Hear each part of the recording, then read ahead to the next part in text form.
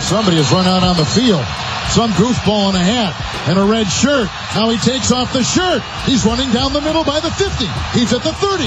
He's bare-chested and banging his chest. Now he runs the opposite way. He runs to the 50. He runs to the 40. The guy is drunk, but there he goes. The 20. They're chasing him. They're not going to get him. Waving his arms, bare-chested. Somebody stop that man. Here comes the blue goat, Kevin. Oh, they got him. Here comes the blue goats. Oh, and they tackle him at the 40-yard line. This is JP here, and you are listening to the Morning Roast with Bonta and the Butcher on 95.7 The Game. Kevin Harlan, one of the best in the business, will be on a call tonight in Denver for Game 3 between the Warriors and the Nuggets. The Warriors trying to take a commanding 3-0 lead. How you feeling about the Dubs out there, Dub Nation? Steph Curry, 34 points in 23 minutes off the bench. First player to score that many points in 23 minutes or less since the ABA and NBA merger. How about Jordan Poole? 19 to 29 so far in the series, 59 points. It's been the Poole party. How about Klay Thompson with 21 points the other night? The three of them combined for 84. Will the Nuggets make this a series?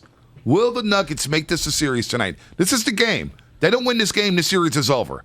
They win this game, then all of a sudden it sets up drama for game number 4 Sunday. I know you know this, and I got a quick story to tell in a second. What's the 2-0 record for teams in the NBA playoffs? All time? Yeah. What is it, like 80%? You got to feel pretty good. You got to feel pretty good. It's not over. There's Right. mathematics involved. There's a probability chart. Let me ask you this. But I'll know by about midway through the second quarter if the Nuggets came to play. This series came back to Chase Center 2-2. Oh, I'd be really worried. Panic meter be back out, huh? Not necessarily, but something would have went wrong. They got to get at least a split in Denver. Yeah, Operation Split. When you're a team that's a championship team and you're a bona fide roster of winners, you got to handle business in the first round against a team like Denver with no firepower. They've got one player and a bunch of randos. You got to find a way to win at least one in Denver. That's just my estimation. If they come back split 2-2, Warriors have bigger problems than just the Nuggets. Nuggets have any shot here to win this series? I don't think so. You think Do they're you? shot? You think they're done? I mean, the team that I saw at Chase Center looked completely discombobulated. Like they're fighting with each other. They got nobody hitting an open shot. I just watched Aaron Gordon warm up. I'm like, I would leave him open all day. It's pretty bad. It's pretty bad. His form is not good. All right, let's bring in the longtime voice of Turner Sports NBA. He's done the Kansas City Chiefs, the Green Bay Packers, Monday Night Football. We played that call there at Levi Stadium with the fan running on the field. He's been everywhere. CBS for the NFL. It's the great, the one and only Kevin Harlan on the Morning Roast on 95.7 The Game with Joe Shasky, the Butcher, and Bonta Hill. Kevin, good morning. As you get ready to call game number 3 between the Warriors and the Nuggets, what is the big storyline for you guys at Turner going into this game 3 between the Warriors and the Nuggets? Well, good morning. I don't know if there's anyone that's bigger than just what has happened with the Warriors. Bringing back a healthy Steph Curry, watching the development of Poole, Klay's continued contributory ways of making those three guards work, a smaller lineup, everything seems to be exactly the way they envisioned it would be.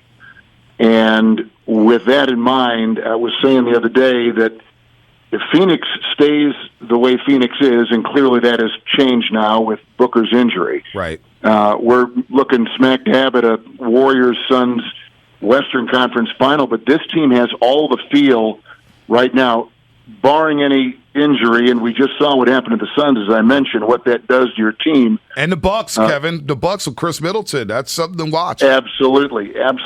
Things are changing nightly in these playoffs.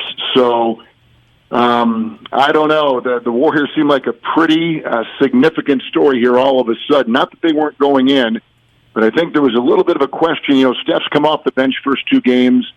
How long is that going to last? Will that change now here tonight in Game 3? It's working, and it's working beautifully, but you don't keep the Hall of Famer off the bench. So I don't know what they're going to do about that, but otherwise they're running just the way I think they had hoped, and even better maybe in some regards. And this Poole is amazing. We've watched him all year.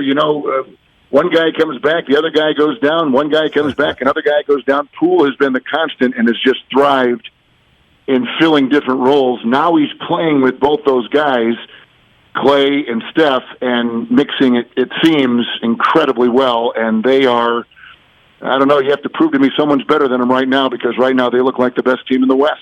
Wow. I mean, that's a strong statement by Kevin Harlan here on 95.7 The Game. Kevin, let's accentuate Jordan Poole here for a second.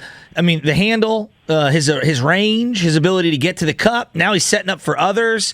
Look, 1 game, 1 month, that doesn't make you a star, right? And there's different levels to the stardom in the NBA.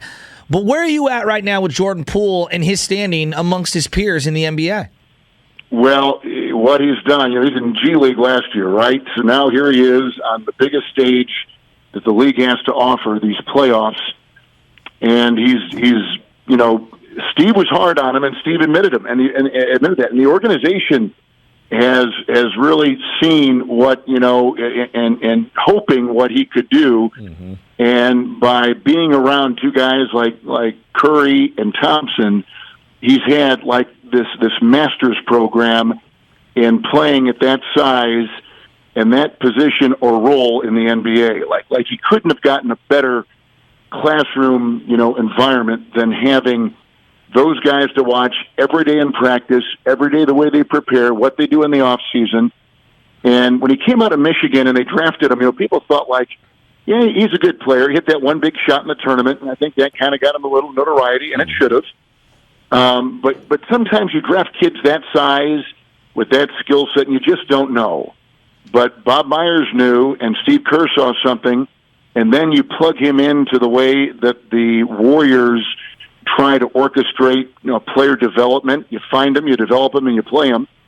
And the reliance they have on the G League team in Santa Cruz, same playbook, same instruction, same message.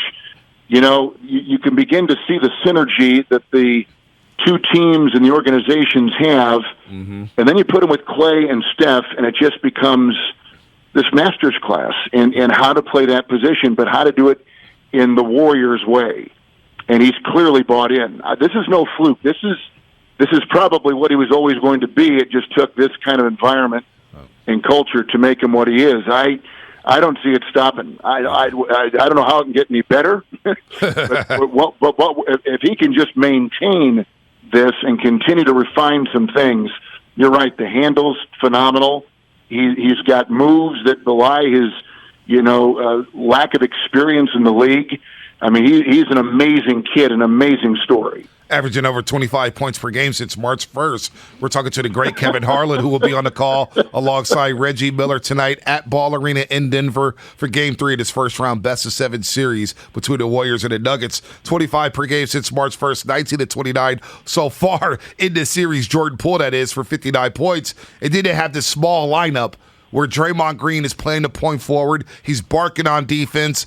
And he's completely befuddled Nikola Jokic here. How can Denver get back on track? We saw him basically break down there, Kevin, in game number 2. Boogie and Will Barton going at it. Jokic visibly frustrated. He started forcing shots. Does Denver have any shot at getting back into the series? Yeah, they've got major issues, and they're just not on the floor. I mean, number one, they're without 2 starters, and clearly that'll be debilitating to any team. You take any of these playoff teams, you take 2 starters away, it changes them dramatically. But they're missing 2, and they missed them basically all season. And, Jokic has had to do it himself. What Jokic has done is so historically good, it's mind-boggling how he continues to thrive. But that being said, Green has really caused him problems. And Jokic's numbers are down in all the categories, assists, points, all of it. So what they're doing has been very successful. Kevon Looney only played, 11, 12 minutes in Game 2, so it's not him, it's Green. And Green's presence on the floor, he just gets everybody in the right position. And he's intimidating. Even for a guy like Jokic, who is the reigning MVP, Green is intimidating. And now they bring all that corporate knowledge in about, how to defend the prime player before it was LeBron in those finals, and they've gone down this road before. So this is nothing new, and certainly for a guy like Green who has uber confidence, right? I mean, this guy cannot be you could not make him blink. And that kind of leadership is just taking hold. And I think there's a frustrated Nugget team over there trying to figure out how they're going to battle this. No one has seen these three kids together, Curry, Clay, and Poole on the floor at the same time. So that is a new element that no team has had to play with this year, against this year. So it's all messed up. And so they've got some issues. I don't know about Demarcus Cousins. I've never met Demarcus Cousins. I've called his games for years. He can run hot at times, just a little bit. Just a little. All you have to do is go through his history and read stories about him and interactions he's had with coaches and organizations and players. And I know he was a Warrior not too long ago in the 18-19 season, I believe, and played 30 games. And he sure bounced around a lot. I'm not saying anything. I just know that he is a very strong personality. Yeah. And I just don't know, on a team that is kind of holding on for dear life, like it appears the Nuggets are, how that plays into that whole picture. So, there's just a lot of things on the Nuggets side right now that are not good. They're home tonight, and we'll see if the home crowd can do it. They're not expecting, the kind of crowd that they saw at Chase Center for sure. Right. They smell blood in San Francisco. I don't know that they do here in Denver. All right, Kevin, you don't just do the NBA. You do the NFL. Right. I'm sure you're a giant sports fan in general.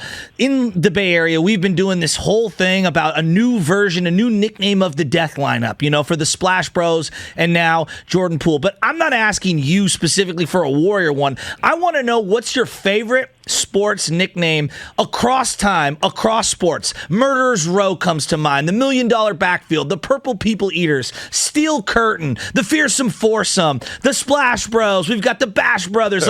What's the one that you think is the best? Is it the Heatles?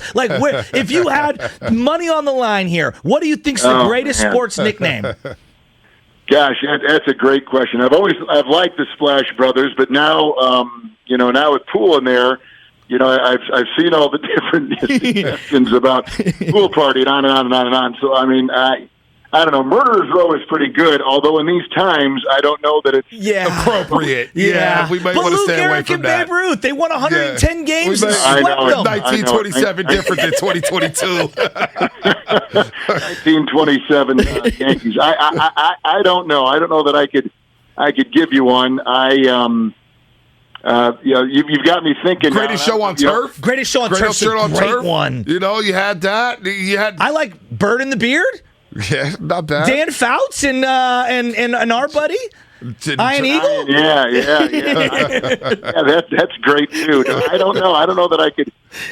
Purple People Eaters, I thought, was pretty good with the Vikings defensive line. So good. In the day, I thought that was pretty good. Yeah. You'll have to have me on down the road, and I'll have to think about it. Apologies for catching you off guard on that one. Hopefully, man, you have your cardio in place. You got to call a game in Denver. I heard the altitude gets to the players. I don't know how it gets to the broadcasters. Yeah. Reggie's going to be. Let Reggie talk a little more tonight. Maybe you can save some breaths there when you call some of those late game daggers there. Hopefully, the Warriors get that 3-0 lead. But Kevin, it's been always fun talking to you. And by the way, some numbers for you. In case you didn't have these numbers, Nikola Jokic, this is from one of the security guards at Chase Center. He runs the security. Ramon Martinez probably walked you to your table before, but Nikola Jokic, when defended by Draymond Green, just sent this to me. 9 of 28 from the floor, 32%, all of 8 from the 3-point line, 3 assists, 3 turnovers. And Draymond has only had 1 shooting foul against Jokic. So everybody in Dub Nation is all over Jokic here. Those are some fascinating numbers, Kevin. They are, and you're talking about the reigning MVP, who's had this, like I said, historically great year. But he's got very little around him. Barton's a nice player, but when you're without a guy like Jamal Murray and they miss Porter, they are really half of what they are, and he's carrying the weight of the whole team on his shoulders right now. And that's a very, very difficult chore to do for anybody. All right, Kevin, we know you got to roll here. Thank you so much for the time. You got to get ready to call a game. We appreciate it, and we'll do it again down the road. Thank you, guys. Have a great day, and appreciate being on with you.